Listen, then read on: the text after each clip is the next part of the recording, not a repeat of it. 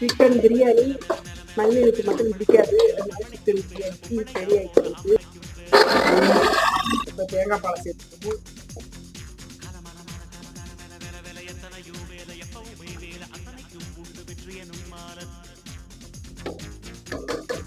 கொதிக்கட்டும். குடலு, உருளைக்கிழங்கு, சிரிப்பு குடலு எல்லாம் போட்டு குழம்பு.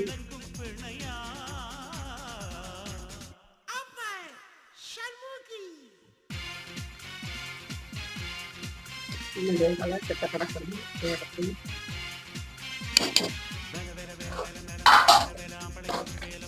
அவுத்து வச்சுருக்கேன். இனிமேல் கூட்டு பண்ணணும்ல. கூட்டு கடலப்பருப்பு குடலும் போட்டு கூட்டு எல்லாம் ரெடி பண்ணி வச்சுருக்கேன். இனிமேல் தாளித்து ஊற்றணும். சோறு வந்துருக்கான்னு பார்ப்போம்.